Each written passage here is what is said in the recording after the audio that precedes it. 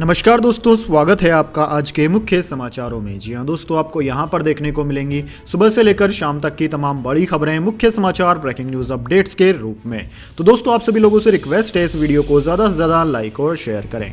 तो चलिए दोस्तों, जान लेते हैं आज की पहली बड़ी खबर। विनेश साक्षी का WFI अध्यक्ष पर यौन उत्पीड़न का आरोप। फोगट बोली मारने की धमकी दी। ब्रजभूषण बोले आरोप सही हो तो फांसी को तैयार। जी हां दोस्तों, भारतीय रेसलर विनेश फोगट और साक्षी मलिक ने बुधवार को रेसलिंग फेडरेशन ऑफ इंडिया के प्रेसिडेंट ब्रजभूषण शरण सिंह पर यौन उत्पीड़न का आरोप लगाया। विनेश फोगट ने कहा कि नेशनल कैंपस में वुमेन रेसलर्स का प्रेसिडेंट ब्रजभूषण शरण सिंह और कोच यौन उत्पीड़न करते हैं। नेशनल कैंपस में पोस्टेड कुछ कोच तो वुमेन रेसलर्स का सालों से यौन उत्पीड़न करते आ रहे हैं। कई महिला पहलवानों ने इसकी शिकायत भी की है।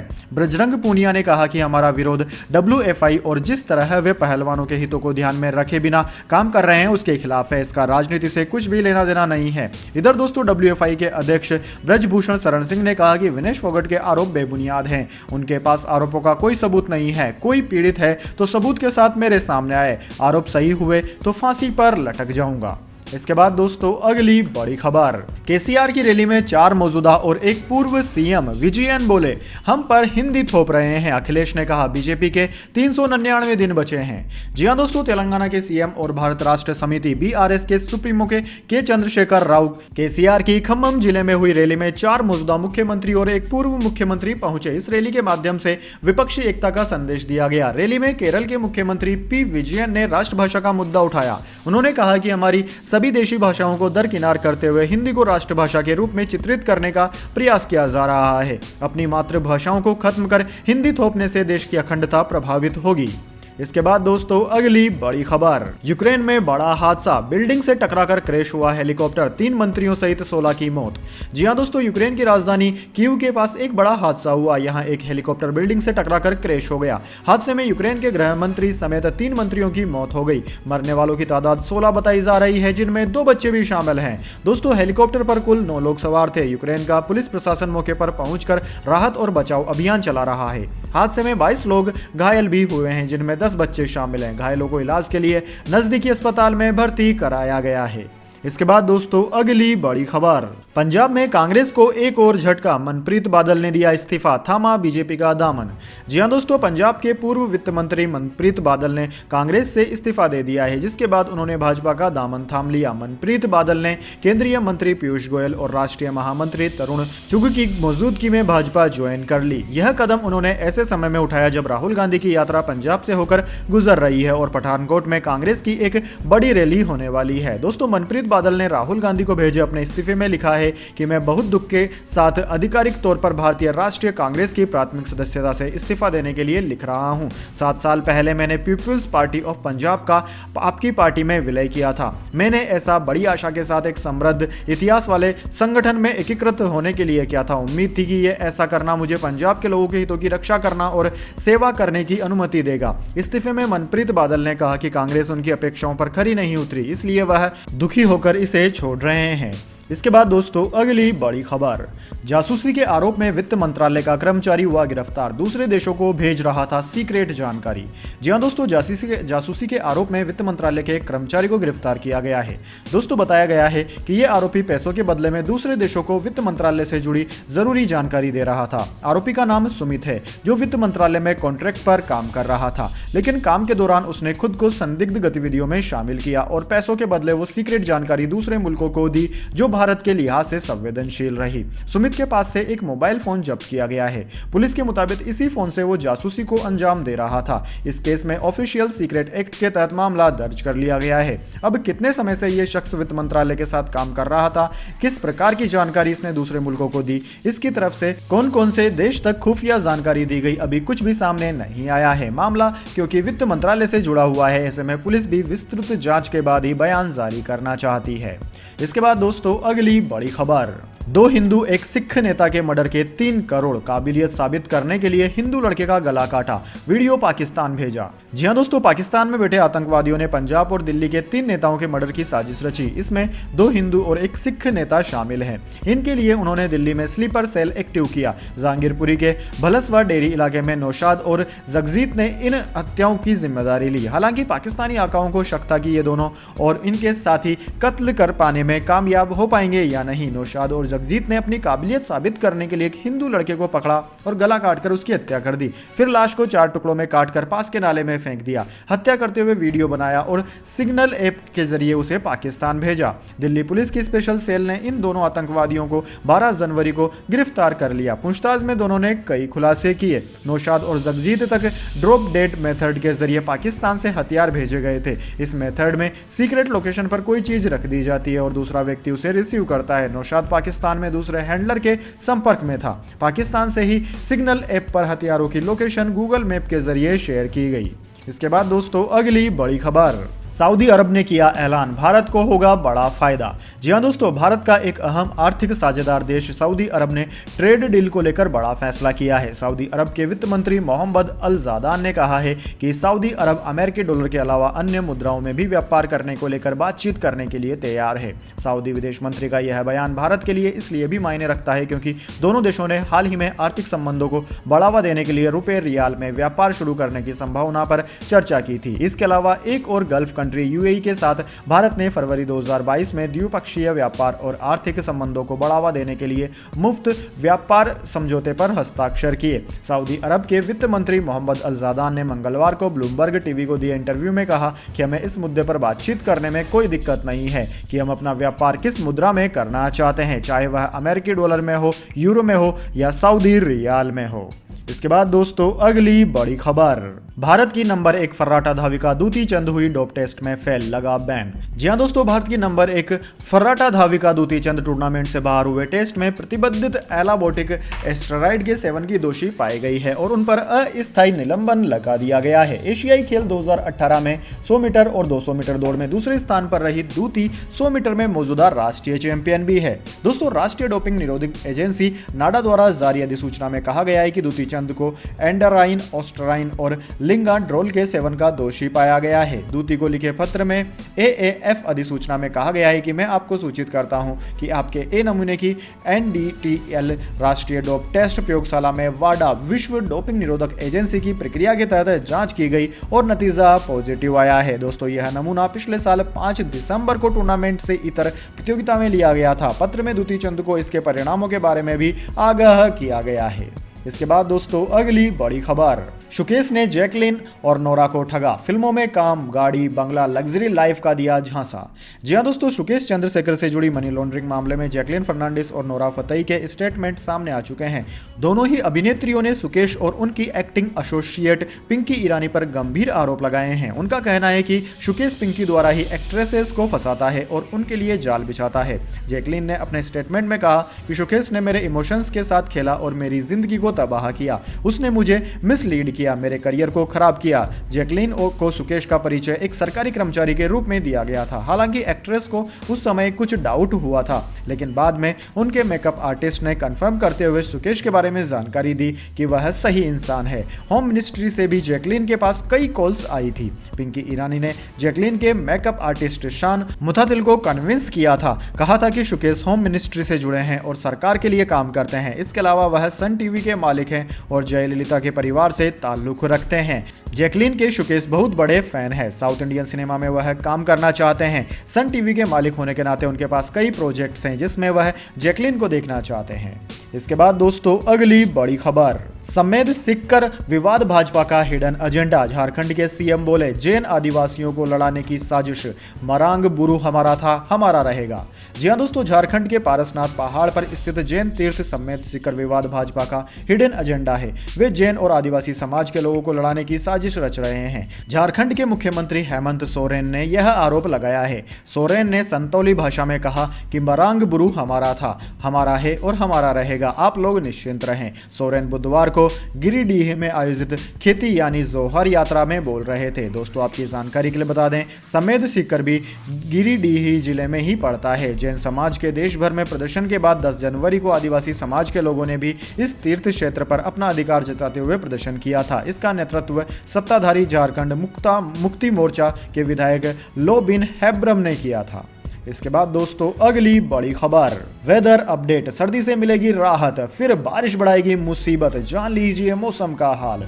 जी हाँ दोस्तों, पिछले कुछ दिनों से शीतलहर की चपेट में रहे उत्तर भारत को अब राहत मिलने वाली है। मौसम विभाग की माने तो 19 जनवरी से उत्तर भारत को शीतलहर से राहत मिलेगी। हालांकि मौसम विभाग ने बर्फबारी और बारिश का पूर्वानुमान जताया है। 19 और 20 जनवरी को उत्तर पश्चिम भारत के हिस्सों में तापमान में 2 से 3 डिग्री की बढ़त देखी जा सकती है। मौसम विभाग के मुताबिक एक ताज़ा पश्चिमी विक्षोभ 21 जनवरी की रात से 25 जनवरी के दौरान पश्चिमी हिमालय क्षेत्र को प्रभावित करेगा। इससे पहाड़ी इलाकों में बारिश और बर्फबारी की गतिविधियां शुरू होने की संभावना है।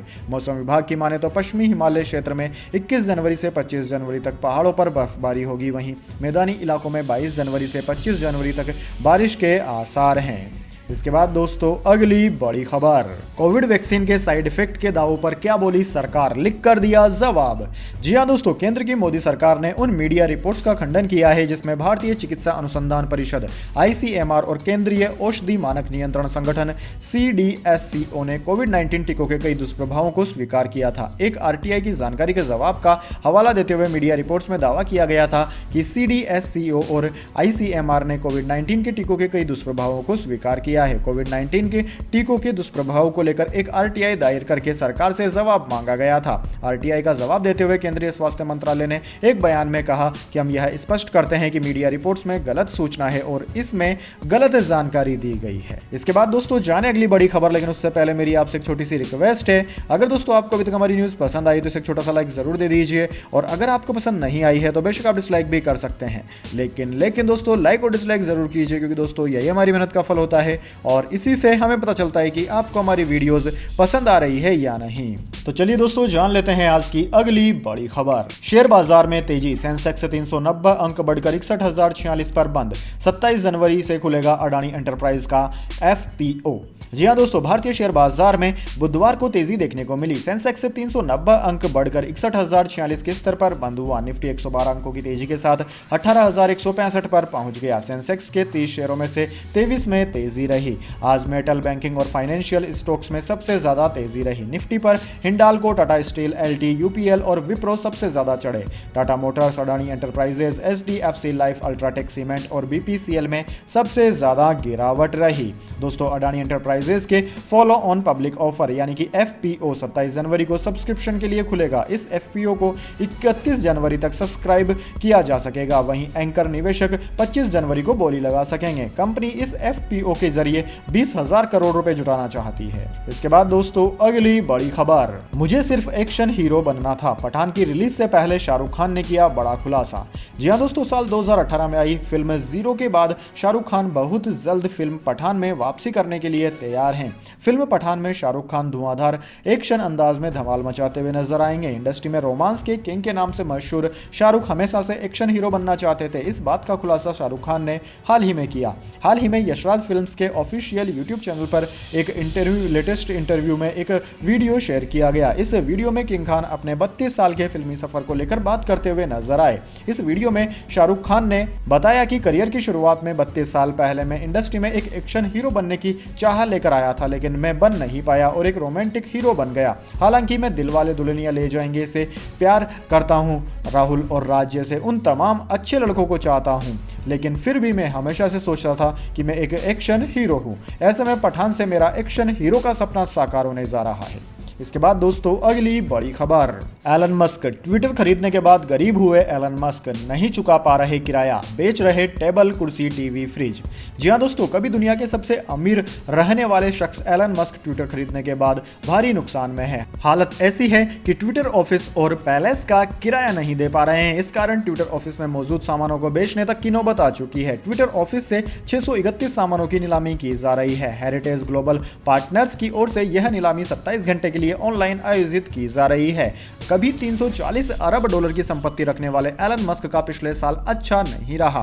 मस्क को $200 मिलियन का नुकसान झेलना पड़ा। वहीं ट्विटर को 44 अरब डॉलर में खरीदने के बाद एलन मस्क की मुश्किलें और बढ़ गई। ट्विटर के नुकसान को मैनेज करने के लिए एलन मस्क ने पहले कर्मचारियों की छटनी की, फिर सुविधाओं में कटौती की थी और अब सामानों की नीलामी करके खर्चों को मैनेज कर रहे हैं।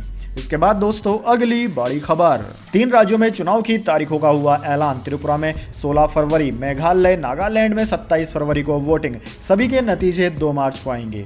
जी हां दोस्तों, चुनाव आयोग ने बुधवार को त्रिपुरा, मेघालय और नागालैंड के विधानसभा चुनाव की तारीखों का ऐलान कर दिया। त्रिपुरा में 16 फरवरी को मतदान होगा। मेघालय और नागालैंड में 27 फरवरी को वोटिंग होगी। सभी राज्यों के नतीजों का ऐलान 2 मार्च को होगा। इन चुनाव की एक दिलचस्प बात यह है कि तीनों राज्यों में बहुमत का आंकड़ा 31 है। मुख्य चुनाव आयुक्त राजीव कुमार ने कहा कि तीनों राज्यों में महिला वोटरों की भागीदारी ज्यादा है और यहाँ चुनावी हिंसा भी ज्यादा नहीं होती। हम यहाँ पर निष्पक्ष चुनाव के लिए प्रतिबद्ध हैं। इसके बाद दोस्तों अगली बड़ी खबर, भारत न्यूजीलैंड का पहला वनडे, गिल ने तोड़ा कोहली का रिकॉर्ड, सबसे तेज 1000 रन बनाने वाले भारतीय बने। जी हां दोस्तों, भारत न्यूजीलैंड वनडे सीरीज का पहला मुकाबला हैदराबाद के राजीव गांधी इंटरनेशनल स्टेडियम में खेला गया। टीम इंडिया ने टॉस जीतकर पहले बल्लेबाजी करने का फैसला किया। दोस्तों बल्लेबाजी तो भारतीय टीम ने कर ली, लेकिन आकर्षण का केंद्र रहे शुभमन गिल। तो जी हां दोस्तों, शुभमन गिल मात्र 23 साल के हैं और उन्होंने इस मैच में दोहरा शतक लगा डाला। उन्होंने 208 रन की शानदार पारी खेली और इसी के साथ ही सबसे कम पारियों में 1000 रन का टारगेट भी उन्होंने पार कर लिया। इस मामले में उन्होंने विराट कोहली का रिकॉर्ड तोड़ा है। दोस्तों विराट कोहली को यह आंकड़ा पार करने में 24 पारियां लगी थी, लेकिन शुभमन गिल ने महज 19 पारियों में ही 1000 रन बना लिए हैं। इसके बाद दोस्तों अगली बड़ी खबर, विधानसभा में नोटों की गड्डी लेकर पहुंचे आम आदमी पार्टी के विधायक, कहा माफिया पैसे लेकर अस्पताल में नौकरी दे रहे, मुझे चुप रहने के लिए रिश्वत दी। जी हां दोस्तों, दिल्ली विधानसभा में बुधवार को आम आदमी पार्टी के विधायक ने नोटों की गड्डी लहराई। रिठाला से आम आदमी पार्टी विधायक मोहिंदर गोयल ने नोटों की गड्डी लहराते हुए कहा कि उन्हें खरीदने की कोशिश की गई। गोयल ने आरोप लगाया कि दिल्ली के अंबेडकर अस्पताल में माफिया पैसे लेकर नौकरियां दे रहे हैं, मुझे चुप रहने के लिए रिश्वत देने की कोशिश की गई। गोयल ने कहा कि उन्होंने यह मुद्दा एलजी वीके सक्सेना के सामने भी उठाया था। गोयल 15 लाख के नोटों की गड्डी झोले में लेकर विधानसभा पहुंचे थे। स्पीच के दौरान उन्होंने झोले से नोट निकालकर टेबल पर रख दिए। उन्होंने नोटों की गड्डियां हाथ में उठाकर कहा कि यह वो टोकन मनी है जो मुझे रिश्वत के तौर पर दी गई। मैंने पैसे के बदले नौकरी दिए जाने का मुद्दा मुख्य सचिव और एलजी के सामने भी रखा। मैंने उन्हें पत्र लिखा, मैं जान जोखिम में डालकर यह काम कर रहा हूं। वो लोग इतने दबंग हैं कि मेरे साथ भी गलत हो सकता है। मुझे पैसा दिया गया है कि आप आवाज मत उठाओ। इसके बाद दोस्तों अगली बड़ी खबर, हीरा व्यापारी की 9 साल की बेटी बनी सन्यासी। सूरत में 35,000 लोगों की मौजूदगी में दीक्षा ली, अब कहलाएगी साध्वी प्रज्ञाश्री। जी हां दोस्तों, सूरत के हीरा कारोबारी संघवी मोहन भाई की पोती और धनेश अमी बहन की 9 साल की बेटी देवांशी ने संन्यास ले लिया है। देवांशी का दीक्षा महोत्सव वेशु में 14 जनवरी को शुरू हुआ था। आज यानी कि बुधवार को सुबह 6 बजे से उनकी दीक्षा शुरू हो चुकी है। देवांशी ने 35,000 से ज्यादा लोगों की मौजूदगी में जैनाचार्य कीर्ति यशुरीश्वर महाराज से दीक्षा ली। देवांशी के परिवार के ही स्वर्गीय ताराचंद का भी धर्म के क्षेत्र में एक विशेष स्थान था। उन्हें श्री सम्मेद सीकर का भव्य संघ निकाला और आबू की पहाड़ियों के नीचे संघवी भैरू तारक तीर्थ का निर्माण करवाया था। इसके बाद दोस्तों अगली बड़ी खबर, अंधविश्वास फैलाने के आरोपों पर धीरेन्द्र कृष्ण शास्त्री बोले।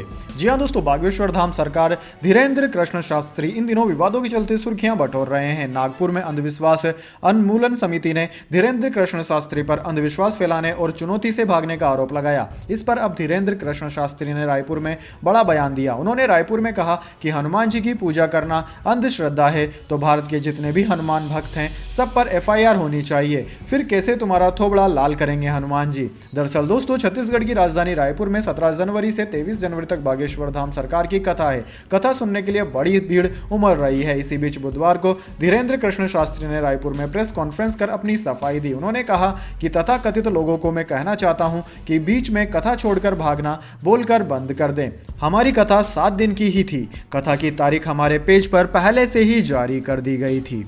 इसके बाद दोस्तों अगली बड़ी खबर, तेजस्वी सूर्या से गलती से खुला इंडिगो प्लेन का इमरजेंसी गेट, उन्होंने माफी मांगी, सिंधिया ने कहा। जी हां दोस्तों, इंडिगो एयरलाइंस की एक फ्लाइट में बीजेपी सांसद तेजस्वी सूर्या के इमरजेंसी गेट खोलने के मामले में एविएशन मंत्री ज्योतिरादित्य सिंधिया का बयान आया है। सिंधिया ने कहा है कि तेजस्वी सूर्या से गलती से इमरजेंसी गेट खुल गया था। केंद्रीय मंत्री ने कहा कि इसके लिए उन्होंने पहले ही माफी मांग ली है। मामला पिछले महीने 10 दिसंबर 2022 का है। इंडिगो की फ्लाइट चेन्नई से तिरुचिरापल्ली जा जा रही थी। इस दौरान बीजेपी सांसद तेजस्वी सूर्या ने इमरजेंसी गेट खोल दिया। मामले पर डीजीसीए ने भी जांच के आदेश दिए। घटना चेन्नई से तिरुचिन्नापल्ली जाने वाली इंडिगो 6E फ्लाइट 7339 में 10 दिसंबर की है। फ्लाइट में तेजस्वी सूर्या के साथ तमिलनाडु के बीजेपी अध्यक्ष के अन्नामलाई भी थे। इंडिगो के बयान के अनुसार एक यात्री ने बोर्डिंग के दौरान प्लेन का इमरजेंसी डोर ओपन कर दिया था। इसके बाद उसने अपने एक्शन के लिए माफी भी मांगी। स्टैंडर्ड ऑपरेटिंग प्रोसीजर के अनुसार एयरक्राफ्ट की अनिवार्य इंजीनियरिंग जांच हुई, जिसके बाद ही उसे डिपोर्चर किया गया, जिसमें काफी देरी हो गई थी। तो दोस्तों यह थी आज की तमाम बड़ी खबरें। इसके बाद दोस्तों बारी आती है आज के माइंड क्विज क्वेश्चन की। जी हाँ दोस्तों, एक आसान से सवाल का जवाब देकर आप जीत सकते हैं एक अमेजिंग सरप्राइज गिफ्ट हमारे यूट्यूब चैनल की ओर से। तो दोस्तों आज का सवाल आपकी स्क्रीन पर आ चुका है। सबसे कम उम्र में शतक लगाने का रिकॉर्ड किस भारतीय खिलाड़ी के नाम दर्ज है? जी हाँ दोस्तों, सबसे छोटी आयु में इंटरनेशनल शतक लगाने का रिकॉर्ड कौन से भारतीय खिलाड़ी के नाम है? अगर दोस्तों आप जानते हैं उनका नाम तो जल्दी से कमेंट बॉक्स में लिख दीजिए। अगर दोस्तों आपका जवाब होता है एकदम सही और आप चुन जाते हैं लकी विजेता के रूप में, तो आपको मिल सकता है एक अमेजिंग सरप्राइज गिफ्ट हमारे यूट्यूब चैनल की ओर से। तो दोस्तों जल्दी से अपना उत्तर कमेंट बॉक्स में लिख दीजिए, वीडियो लाइक कर लीजिए और चैनल को सब्सक्राइब करके बेल आइकन भी दबा लीजिए। धन्यवाद। वंदे मातरम। जय हिंद, जय भारत।